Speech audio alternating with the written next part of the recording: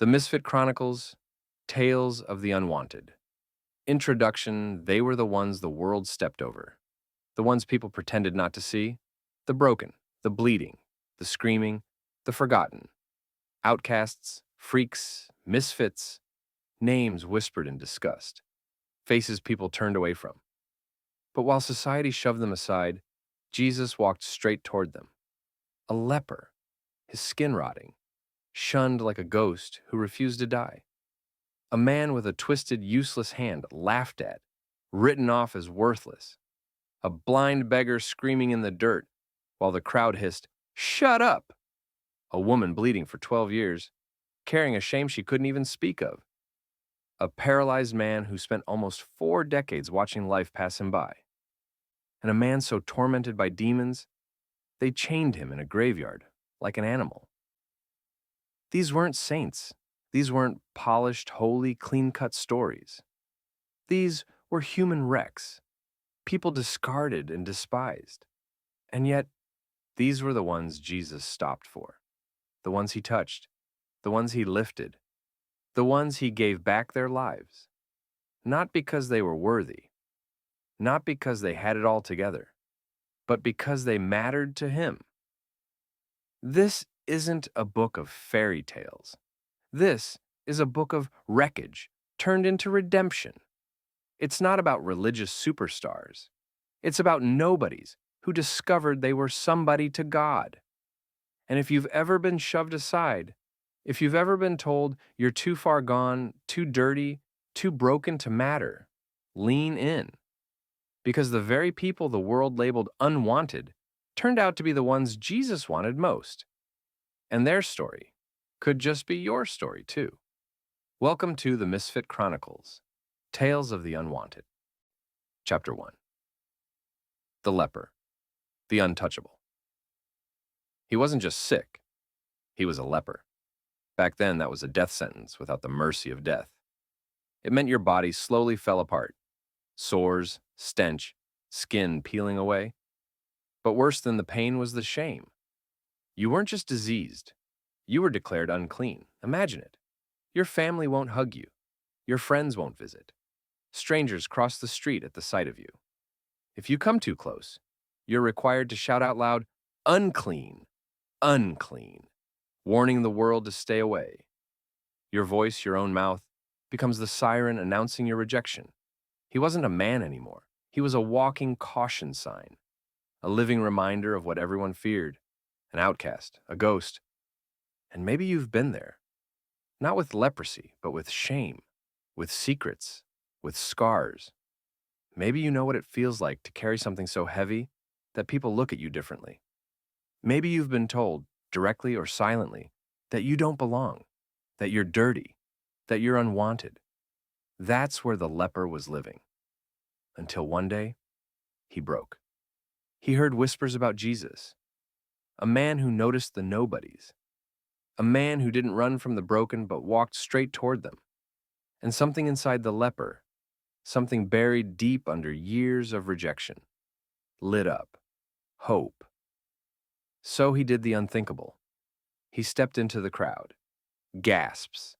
Faces twisted in disgust. Mothers pulled their children away. "What's he doing here? Get him out!" The weight of their hatred pressed down like 1,000 stones. But he kept moving. Because when you've been erased for this long, you'd rather risk humiliation than keep being invisible. Finally, he dropped to his knees in front of Jesus. His voice shook as he whispered the only thing he had left. "If you are willing, you can make me clean." And this is where everything turns upside down. Jesus didn't recoil, didn't step back, didn't remind him of the rules. He did what no one else dared to do. He reached out and touched him. The first human touch this man had felt in years. And with that touch, the leprosy vanished. His skin was whole, his body restored. But the deeper miracle was this. The outcast was no longer unwanted. The man who had been condemned to isolation was welcomed back into life. Here's the myth crushed, the lie that says you're too dirty for God, that you've got to clean yourself up before he'll come near. The truth? Jesus touches what everyone else avoids. He comes straight into the mess no one else wants. The leper's story is every misfit's story, every addict, every reject, every scarred and shamed soul who has ever wondered, am I too far gone? The answer is in that touch. No, you're not too far gone. You were never untouchable to him. Chapter 2. The Withered Hand. The Hidden Hurt. He had one hand that worked. The other? Withered. Shriveled. Lifeless. It was more than a disability. It was a prison. In a world where worth was measured by what you could build, carry, or provide, a withered hand screamed, useless. So he learned how to hide it. A fold of cloth, an arm across the chest, always angled away from the crowd. He got good at pretending, good at slipping into the background. People didn't have to say it out loud. Their eyes told the story. He wasn't like them. He wasn't whole. And maybe you know that feeling. Maybe you don't have a withered hand, but you've got a wound, a weakness, something you tuck away because you're sure people would judge you if they saw it. Maybe you've been carrying that secret pain for years, hoping no one notices. Here's the myth he carried, the same one many of us do. God only wants your best. Show him your strength. Show him your good side. Keep the broken stuff tucked away. But Jesus came to crush that lie. He didn't ask for the man's strength. He asked for the very thing the man had spent his life hiding. The broken part. The weak part. The part that made him feel less than. And when that man dared to trust Jesus with what he had always kept hidden, life surged into it. His hand straightened, strong, whole, alive. The healing wasn't about putting him on display. It wasn't about impressing the crowd. It wasn't about proving anything to anyone. It was between him and Jesus. That's the truth for you too. The part of you you most want to hide. The failure, the secret, the wound, that's exactly what Jesus wants to touch. Not to shame you, not to expose you, to heal you. Because he doesn't need your mask. He doesn't need your polished side. He wants the part you've been afraid to show, the part you think disqualifies you. And when you give him that, you find out what the man with the withered hand learned that day. You are not defined by your weakness. You're defined by the one who makes you whole. Chapter 3. Blind Bartimaeus, the cry that couldn't be ignored. He lived in the dark. Every day was the same. Dragged to the roadside, dropped in the dirt, left to beg. His world was sound. Sandals shuffling, voices laughing, coins hitting the ground when someone felt generous. He couldn't see faces. He couldn't see the sun. He couldn't see his own hand. He was a beggar, blind, forgotten. And that's what people called him. Not Bartimaeus, just the blind man. That's all he was to them. His condition, his weakness, his shame. Maybe you know how that feels. To be reduced to your mistakes, to be called by your worst moment, to be seen as nothing more than your flaw. After a while, you start believing it. That was his life. Until one day, he heard something different in the crowd. The voices were buzzing, footsteps hurrying. Something was happening. He grabbed onto someone's arm and asked, "What's going on?" They said one name, Jesus. And in that moment, hope, wild, desperate hope, caught fire inside him. So he started shouting, "Jesus, Son of David, have mercy on me." People tried to shut him down. "Be quiet. Don't bother him. Stay in your place." But Bartimaeus wasn't crying out for them. He wasn't talking to the crowd. He was talking to Jesus. And nothing could stop him. So he shouted louder. And here's the part that changes everything. Jesus heard him. In a sea of voices, he heard that one. He didn't care about the crowd. He didn't care about the opinions. He cared about the man in the dirt, crying for mercy. And when Bartimaeus spoke the words his heart had been carrying his whole life, "Lord, I want to see," the darkness shattered. Light flooded in. For the first time, he saw faces, colors, the sun in the sky. His world was no longer shadows. But the greater miracle wasn't just eyesight, it was this. Bartimaeus wasn't invisible anymore. He wasn't just the blind beggar. He was seen, known, loved. Here's the truth. Religion says, stay quiet, don't bother God. The world says, know your place. But Jesus says, I hear you. And maybe that's you. Maybe you've been crying in the dark, thinking nobody hears. Maybe you've been told your voice doesn't matter. But it does. It mattered to Jesus then, and it matters to him now. Your cry doesn't have to impress anyone. It doesn't need to be polished. It doesn't need to be heard by the crowd.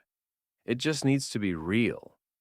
Because Jesus still hears the voice that refuses to stay silent. Chapter 4. The woman with the issue of blood. The wound. She carried alone. 12 years. That's how long she had been bleeding. Day after day, year after year, her body drained her strength and her dignity.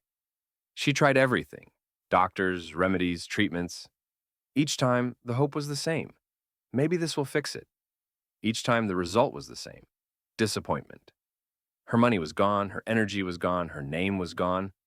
She was just unclean. In her world, bleeding meant she was untouchable. People avoided her. She wasn't welcome in family gatherings. She couldn't step into the temple. She couldn't even hold someone's hand. She lived in a prison of silence and shame. And maybe you know that pain. Not the bleeding, but the hiding. The wound nobody else sees. The secret shame you carry alone. The thing that whispers, if they knew this about me, they'd never want me. That was her story. Until she heard about Jesus. Something in her whispered, maybe I don't need to talk to him face to face. Maybe I don't need a scene. If I can just touch him, even the edge of his robe, maybe that's enough. So she slipped quietly through the crowd, unseen, head low. Every step took everything she had left. Her hand trembled as she reached, stretched, and brushed the edge of his garment. And instantly, it stopped. The bleeding, the weakness, the weight of 12 long years, gone in a heartbeat. It wasn't a show. It wasn't a performance. Nobody else even knew what happened. But she knew. Her body knew. Her heart knew. She was whole again. And then came the moment that mattered most. Jesus turned, not to expose her, not to shame her, but to meet her eyes. To let her know it wasn't just her body that was healed, it was her identity. He didn't call her unclean. He didn't call her woman with a problem. He called her daughter, one word, a name that restored everything she'd lost. Here's the truth. The world says, hide it, stay silent.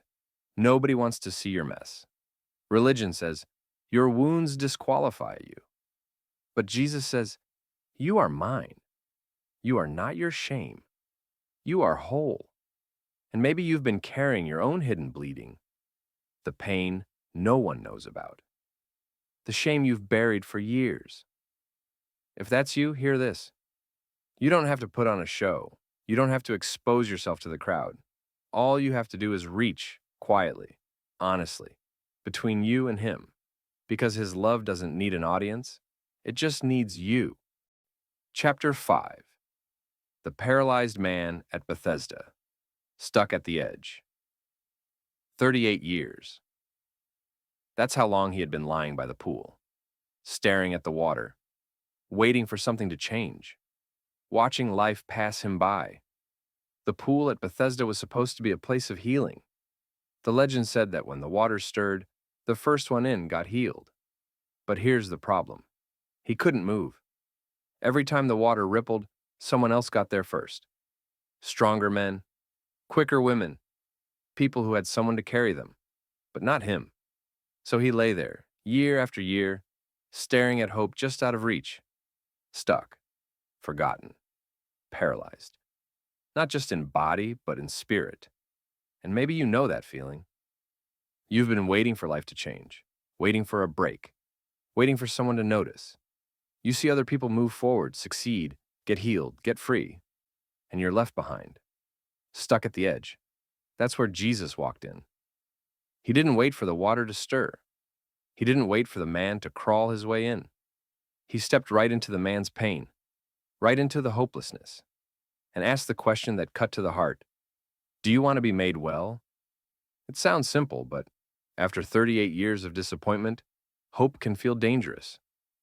When you've been stuck that long, you stop dreaming, you stop believing, you start settling. The man didn't even answer with faith. He just explained why it could never happen. No one to help, no strength to get there. Just excuses born out of decades of despair. And that's when Jesus shattered the myth. Healing wasn't about beating others to the water. It wasn't about proving himself. It wasn't about waiting for the right conditions. It was about Jesus. With one command, get up. Pick up your mat, walk. Everything changed. Muscles that hadn't worked in decades surged with strength. Legs that had been dead came alive. He didn't crawl into the water. He walked away carrying the very mat that once carried him. Here's the truth. The world tells you healing is a competition. Religion says you've got to earn it. Wait your turn. Clean yourself up first. But Jesus says, I'll meet you right where you're stuck. I'll lift you when you can't move. I'll give you what no pool, no system, no effort ever could. And maybe that's you. Maybe you've been lying on your own mat for years, stuck in shame, addiction, fear, or disappointment, waiting for someone to rescue you, waiting for the water to move. But Jesus doesn't need the water. He doesn't need the system. He doesn't need you to prove you're worthy. He just needs your yes. Because the same voice that spoke to that paralyzed man is still speaking today. Get up.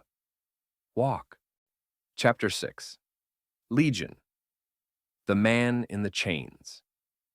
He lived among the tombs, naked, bleeding, screaming into the night. People tried to chain him, to control him, to keep him away, but nothing worked. He tore through shackles, cut his own skin with stones, and roamed like a wild animal. No home, no peace, no rest. His name wasn't even his anymore. When Jesus asked, he said, Legion, for we are many. That's what it had come to, his pain, his torment. His demons had swallowed up his identity. He wasn't a son, a friend, a brother. He was just the monster people feared. And maybe you felt that too, like you're more brokenness than human. Like your failures, your addictions, your anger, your scars have become your name. You're not you anymore. You're whatever has chained you. But here's the shock. When Jesus showed up, he didn't run away. He didn't flinch. He walked straight into the graveyard, straight into the chaos, straight into the man everyone else had given up on. The demons screamed. They begged. They knew who he was. They knew they had no power against him. With a single word, he sent them out, and the man collapsed into silence. When the villagers came, they didn't see a monster anymore. They saw a man, clothed, calm, sitting at the feet of Jesus, in his right mind. The same man who once shattered chains was finally free. And here's what's wild. Jesus didn't just heal him. He restored him. The man begged to follow Jesus, but instead, Jesus sent him home, back to the very people who had written him off, back to the town that had chained him, back as living proof that no one is too far gone. Here's the truth. Religion says, you're too messed up. Society says, you're dangerous. Stay away. But Jesus says, you are mine. You are not your chains. You're not your demons. You are free. And maybe that's you. Maybe you feel chained by your past, trapped by voices in your head, defined by the worst thing you've done. Maybe you've even started to believe the lie that this is who you are. But hear this. You're not Legion. You're not your scars. You're not your demons. You're a child of God, loved, restored, and sent back into the world as living proof that nothing is stronger than his love. Because if Jesus could walk into a graveyard and rescue the man everybody else abandoned, Then he can walk into your darkness too and set you free. Conclusion: the Misfit Chronicles. These were not the polished, not the powerful, not the ones people celebrated. They were the misfits, the outcasts, the broken and unwanted, a leper rotting in his own skin, a man with a withered hand he could never hide, a blind beggar people told to shut up, a woman bleeding in secret shame, a paralyzed man left behind by life itself, a demoniac chained in a graveyard. One by one, Jesus found them, not in cathedrals, not in palaces, but in the dirt, in the margins, in the pain nobody wanted to look at. And when he touched them, something happened. Disease dissolved, demons fled, eyes opened, strength returned, dignity was restored. But it wasn't just about healing bodies. It was about healing identities, about giving back the humanity, the worth, the love that the world had stripped away. And here's the truth you can't miss. Their story is your story. You may not have leprosy, but maybe you've felt untouchable. You may not be chained in a graveyard, but maybe you've battled demons of your own. You may not be lying on a mat, but maybe you've been stuck in the same pain for years, waiting for something to change. This book isn't about those people back then. It's about us, you, me, every misfit who's ever wondered if God could love someone like them. And the answer is yes. 1,000 times yes. Because Jesus doesn't wait for you to clean yourself up. He doesn't demand that you look the part. He doesn't care what label religion or society slapped on you. He goes straight for the unwanted, the untouchable, the broken. He goes straight for you. So maybe you've been rejected. Maybe you've been told you're too far gone. Maybe you've carried shame so long it feels like it's your name. Hear me now. You are not too far gone. You are not forgotten. You are not unwanted. The same Jesus who rewrote the stories of misfits 2,000 years ago is still writing stories today. And he hasn't finished writing yours. Welcome, misfit. Welcome, outcast. Welcome, unwanted. This is your story, too.